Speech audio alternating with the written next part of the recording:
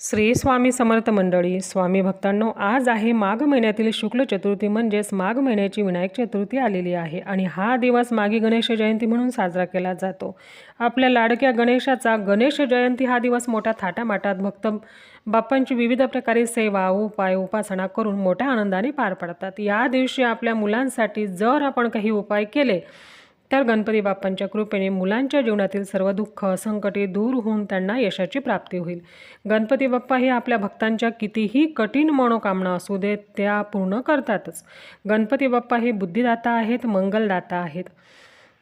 बघा, मुलांना सतत अपयश येत असेल, अभ्यासात मन लागत नसेल, चिडचिड हट्टीपणा तापटपणा करत असतील किंवा नोकरीमध्ये अडचणी येत असतील, मनासारखा जॉब मिळत नसेल तर हा उपाय करून बघा, नक्की चांगला अनुभव येईल।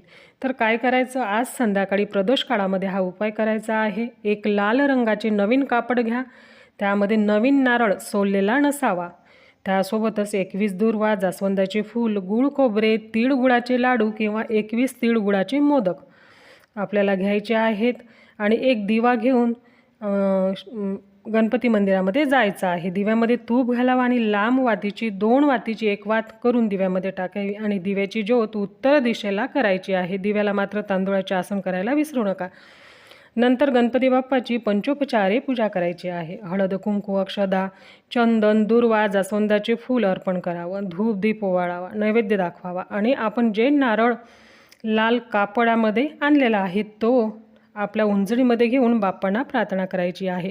तुमच्या ज्या काही समस्या असतील, संकट असतील, अडचणी असतील त्या बाप्पांना सांगा आणि तुमच्या ज्या काही मनोकामना आहेत त्या पूर्ण होऊ देत अशी प्रार्थना बाप्पांना करायची आहे। आणि एक वेळा गणपती अथर्व शीर्षमचं पठण करायचं, एक वेळेला संकटनाशन स्तोत्र तुम्हाला म्हणायचं आहे आणि हे लाल कापडामध्ये जो नारळ आपण ओंजळीमध्ये घेतलेला आहे तो बाप्पांच्या चरणाशी अर्पण करायचा आहे। गणपती बाप्पा ही बुद्धीची देवता आहेत। या उपायामुळे मुलांची बुद्धी तल्लख होते आणि यशाची प्राप्ती होते। ज्या वेळेला तुम्ही बाप्पांना नैवेद्य दाखवाल त्यावेळेस एक चूक तुम्हाला करायची नाही।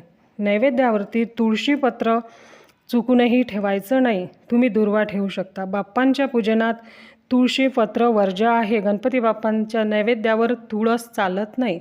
श्री स्वामी समर्थ। धन्यवाद।